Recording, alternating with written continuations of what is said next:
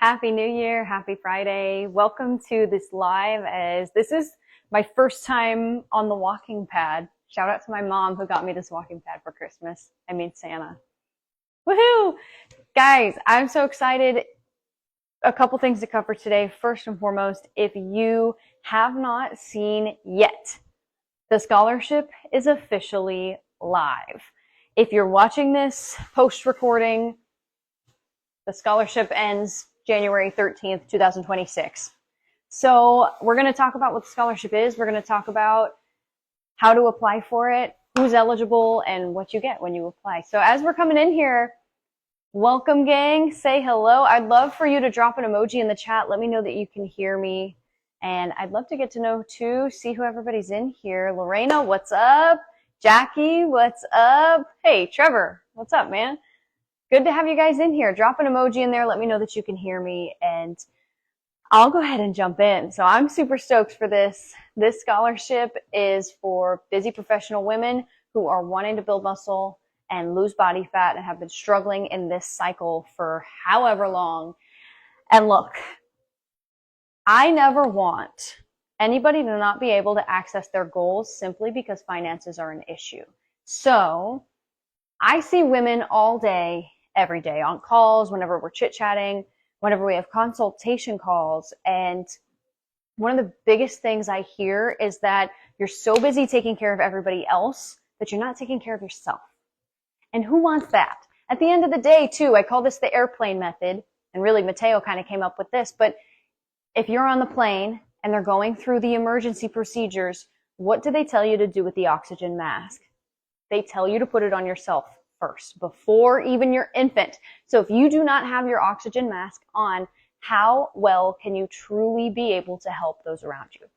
You're slaving away at work. You're slaving away going to, Little League and whatever practices. You're running around and you're struggling to figure out how to make it fit in your schedule to actually find time for you.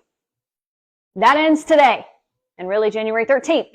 It ends because we are hosting a scholarship to give away 6 months of one-on-one coaching with me and my team. And this is really exciting for me because I want to really be able to help you understand that it's not just a quick fix. It's not just, oh, let me do this for 6 months and then I'll be good. It's how can I learn how to change my lifestyle habits so that this becomes a habit of your entire life. And then you don't have to think about losing weight or staying lean or getting toned or staying healthy because it's just your regular habits. That's the end goal. So as we're in here again, guys, drop an emoji in the chat here. I just want to make sure you can hear me. Can we hear me okay? I see some new people joining. Octavia, what's up? Hey, good to see you. Octavia is in one of my other programs inside of my app. Good to see you. Ellen, one of my clients, she just re-signed actually for another few months. So I'm excited to get to continue working with you, Ellen. Alberto, my guy from Florida, what's up? Good to see you. Glad you're here. And I'm not sure what your name is, but hey, it's Caramel888. Good to have you in here. And Jackie, what's up? Okay, you can hear me. Perfect. So the scholarship, this is for those people. This is for the women who are struggling to figure it out, and we're going to figure it out together. The scholarship application, there's 2 parts. Part 1 is the inquiry form. This is simply to eliminate bots. On my birthday last year, we did a little mini scholarship, and we just had a lot of people apply that were not real human beings. So I really want to make sure that whoever does win this is a real human being who is really struggling and really needs my help.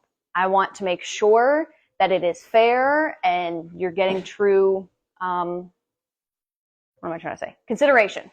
So as we're going through this, there's part 1 of the application, which is the inquiry form. And then it takes you to the actual application. You will know it's the application because it says step 1, fill out the application, and it will tell you all the steps that you need to do. So all these questions are really an opportunity for you to explain to me why you think you deserve this scholarship. Why should you be receiving this?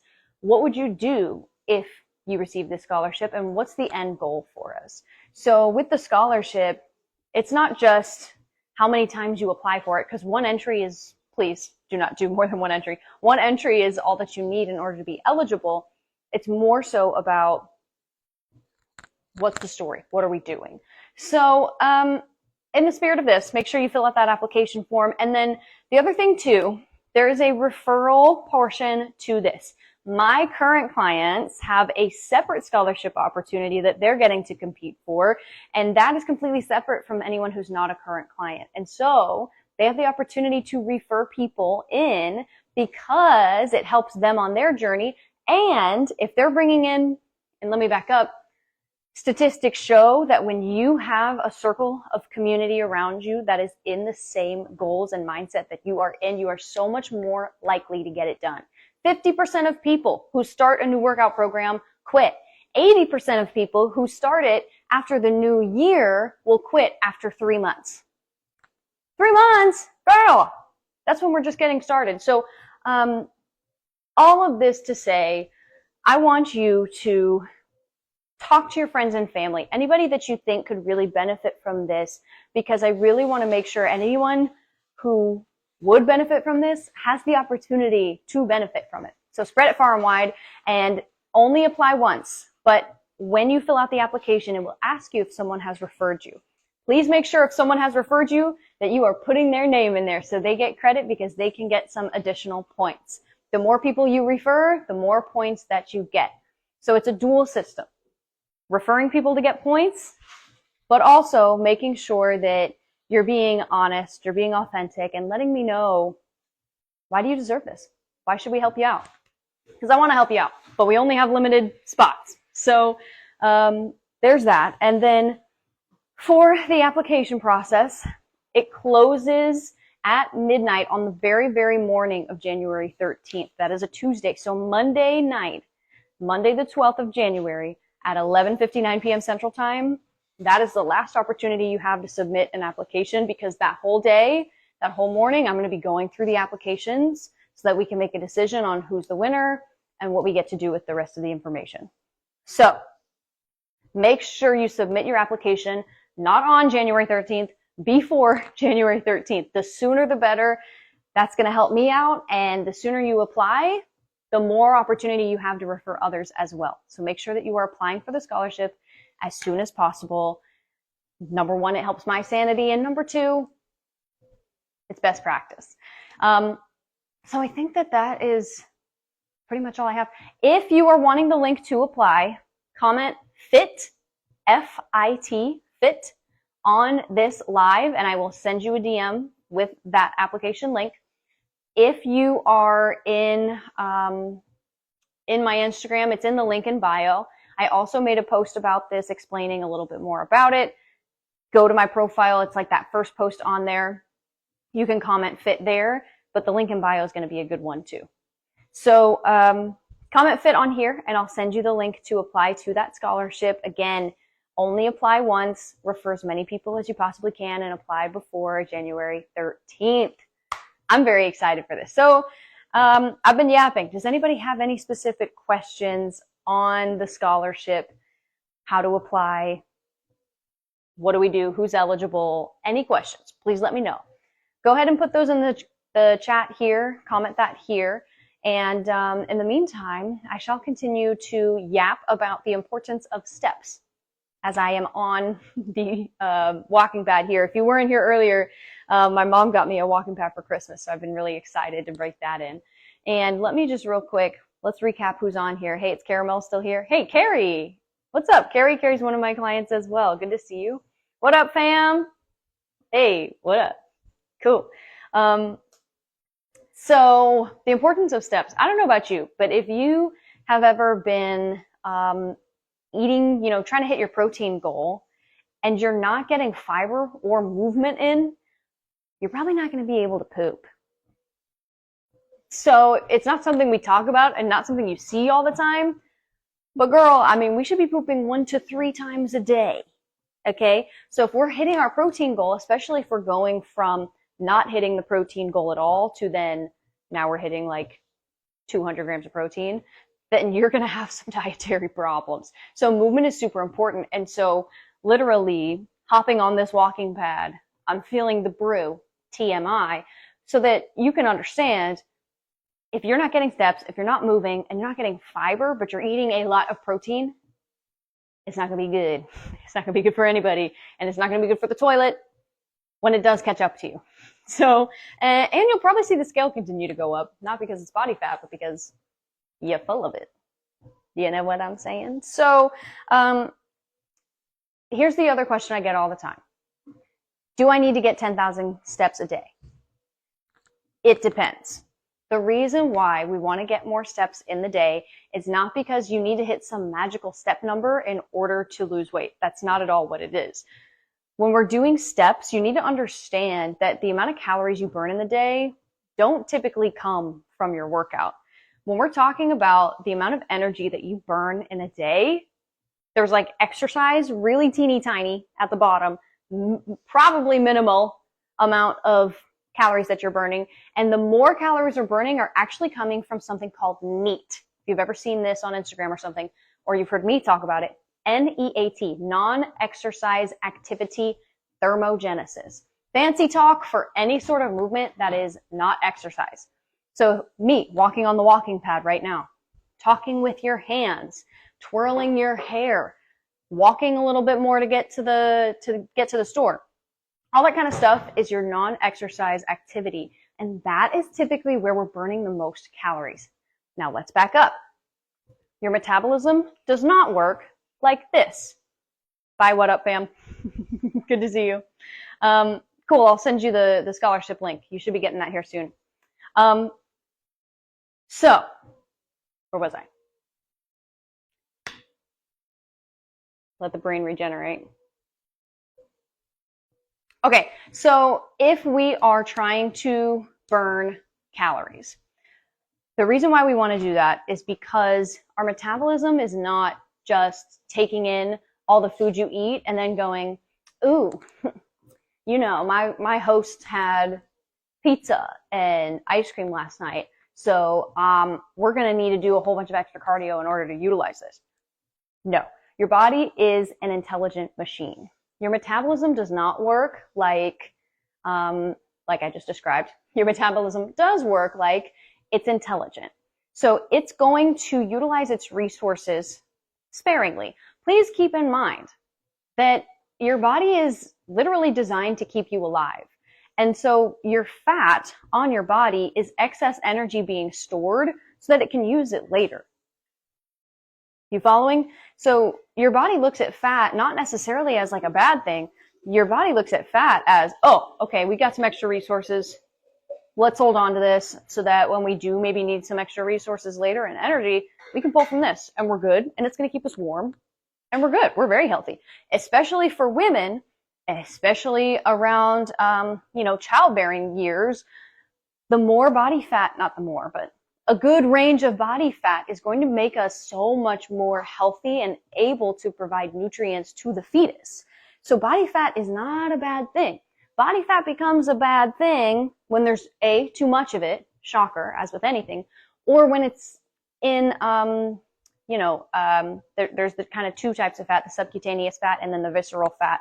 So if we have visceral fat, that's the fat surrounding our organs, which skinny people can have high visceral fat. So we're getting tangential here. I had a little bit of coffee, so everything's happening. Let me know if we're having questions.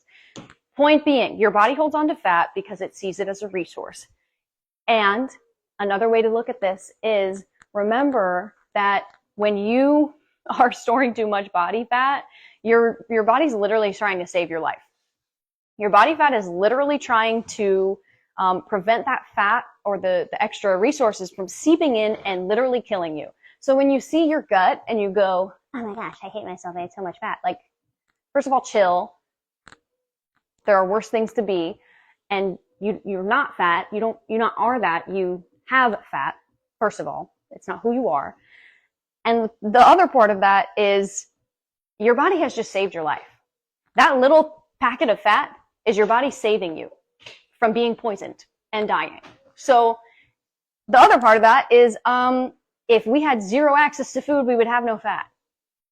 So hallelujah. Thank you, Jesus. How blessed am I to have enough resources in my life that I can have body fat on my body. Hallelujah. So there's the mindset check. And then when we're talking about body fat percentage, Octavia, I saw you just put a question in here. Is 12% a good enough fat percentage? That is actually crazy. So when we're talking about body fat percentages, remember that it's going to be extremely different from male to female. A 12% body fat rate on a man is extremely lean. It's great. You probably have a six pack. You can probably see the muscles popping. Yeah, great. Good for you. Awesome. A 12% body fat rate on a woman means we're not menstruating, first of all, because you don't have enough resources to menstruate. And it also probably means that you're like sick and dying. Like lean bodybuilder competitors are like 15 to 18% body fat on the low end. So 12% body fat on a woman is like, girl, go to the hospital. Okay. 12% on a man is like, you're probably looking good. Male bodybuilders are like 5 to 7% body fat, depending. So, first of all, take that with a grain of salt in that anyone on the internet who's like, I'm 12% body fat, first of all, probably isn't maintaining that year round. That is an extreme cut. And second of all, is probably a professional or has someone professional helping them. Or number 3, is very unhealthy. Remember that body fat doesn't equal health. We're here for longevity. We are here for health. So if we are maintaining 12% body fat as a woman, I don't imagine you have many years to maintain that rate. Okay, so now what is healthy? What is right? Right. This is why body weight and body fat are two completely different things to kind of think about. Body weight is just gravity's force pushing you down. Your muscle mass, your water, your sodium, all these things are going to change that measurement. However, your body fat is going to be a better thing to keep track of, especially if we're trying to lose fat and build muscle, aka get toned. So with this, the whole point here, if we're trying to think about body fat percentage and what is healthy, you can look this up. I think like Google will have a good one for you. You're right, Octavia. It is a lot of information to unpack. It's because I'm yapping. Like 20% to 25% body fat is extremely lean for a woman. Like right now, I'm sitting at around 25% body fat.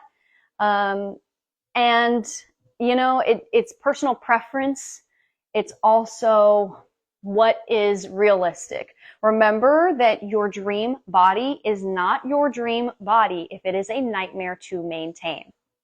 Run it back, listen to that again. It's not your dream body if it's a nightmare to maintain. Okay, so let's say I go on a deficit cut for 12 weeks. I'm feeling good and I get to like 22% body fat. I'm like, work. Okay, we're looking shredded. Let's go.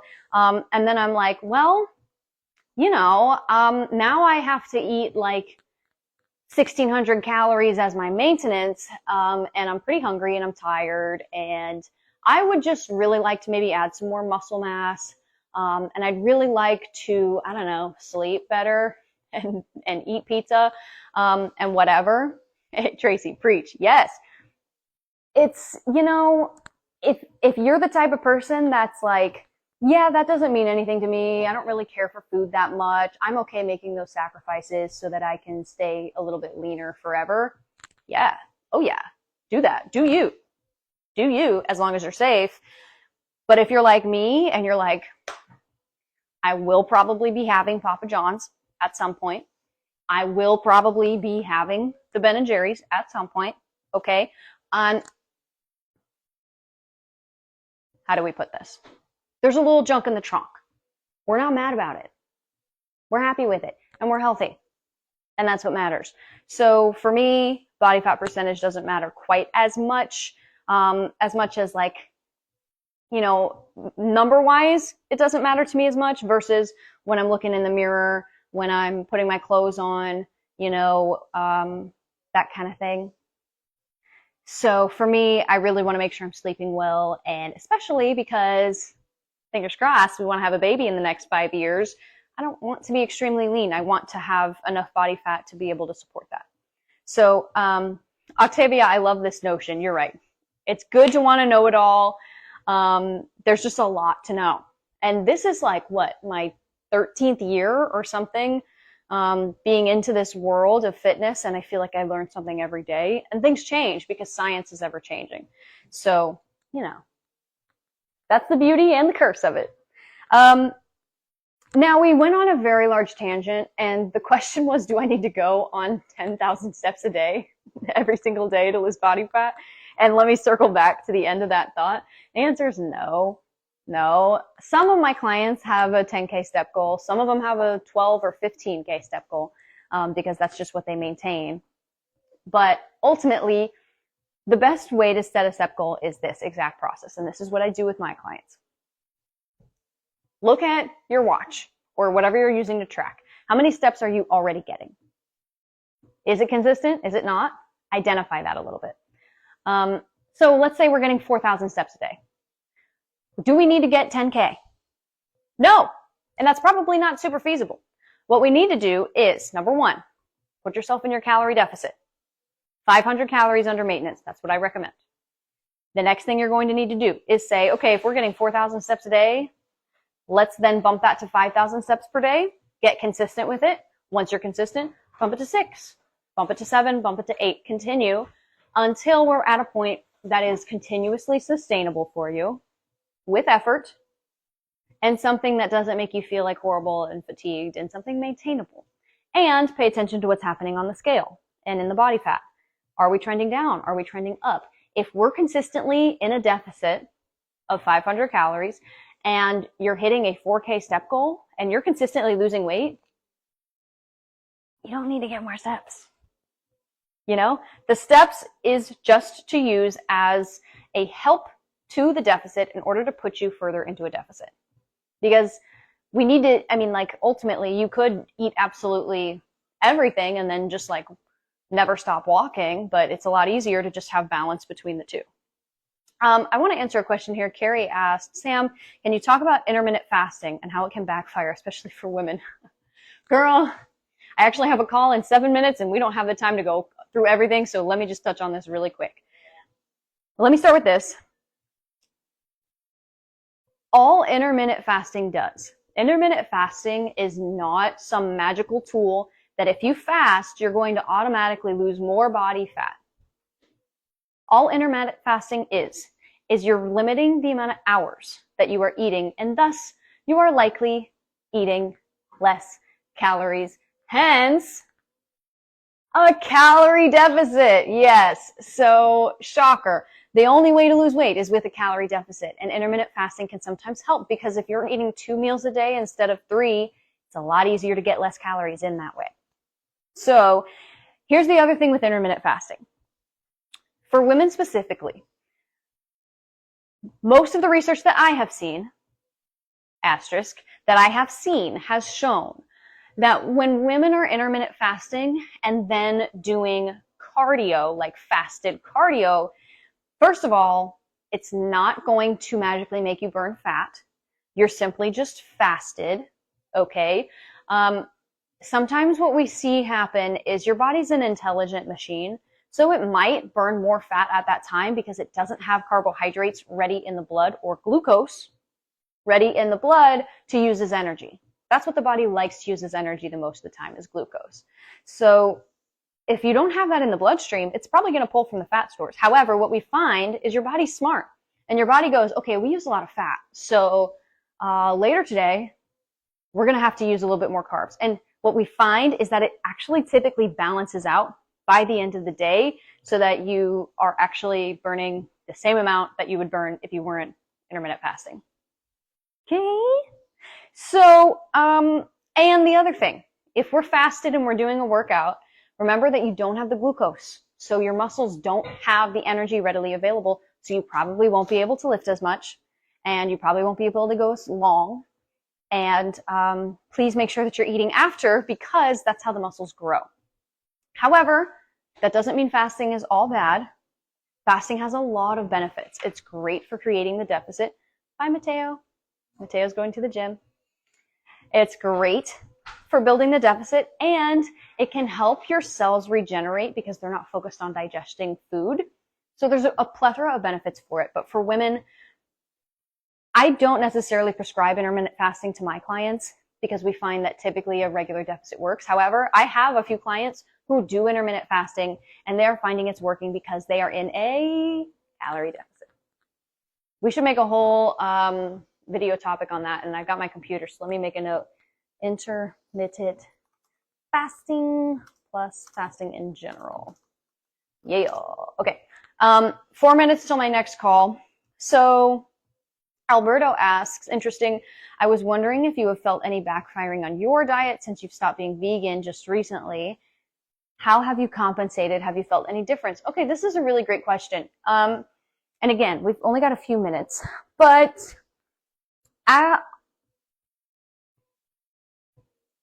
on the whole,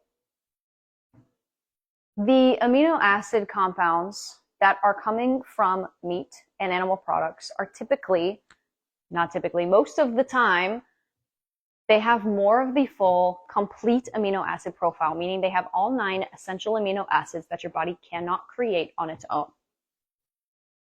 With that, it's a lot simpler. I don't have to make those combinations and be strategic with pairing this protein with this protein to make sure I'm getting a full profile. I'm not having to supplement, and things are a lot more convenient. I have noticed that it is a lot more easy to rack up more calories that way. And the fat content has shifted a little bit. So soy products is what I relied on heavily before, and that has a much higher fat content than something like chicken. So I've been able to make a lot leaner choices, which has been really helpful. But the first backfiring that I realized when I started eating more animal-based than vegan was I was not getting the same amount of fiber. And so I had to make a lot more of a conscious effort to get that fiber. So your girl was constipated eating the meats when we first started. Oh yeah. Oh yeah. And I didn't really struggle with any stomach aches. We primed for that. I introduced things slowly. And I think the big difference I feel right now is because I'm able to get more convenient meals. I'm eating more. I'm not sitting around working all day and starving and then going to bed on a full stomach of things that are hard to digest and then not sleeping well. So a lot of habits have shifted because of that. So on the whole, happy with the decision. I still think a plant-based diet is important. And when I say plant-based, I mean getting fruits and vegetables as maybe not the majority of calories, but the majority of things on your plate, and making sure you're still getting fiber and those micronutrients, because those are very important. Remember, it's not just about protein, carbs, and fats. It's about micronutrients. It's about vitamin C, vitamin K, all of those things that you really need, and minerals like electrolytes too. Okay, guys, this has been a really good conversation. I actually have another call here I'm going to hop on. Thank you for jumping in. I hope this was educational. And again, if you're watching this back later, please know the scholarship has ended as of January 13th, 2026. We may have another one. We may not. Stay tuned. But I'll chat with you all later. If you are wanting that link to apply for the scholarship, if you are an existing client or you're wanting to be a new client, or you just even want to explore the possibility of being a new client and what that might look like, go ahead and DM me the word FIT, or just DM me and say, hey, I want the link to the scholarship. Cool? Carrie, I saw you just joined. We're actually headed off, but if you want the link to the scholarship, message me. Octavia, Alberto, Carrie, Maribel, Jackie. Who else is in here? Emily. What's up, Emily? Emily's another client of mine. Cool. I'm excited to have you back, girl. Thank you all. We'll chat soon. Happy New Year.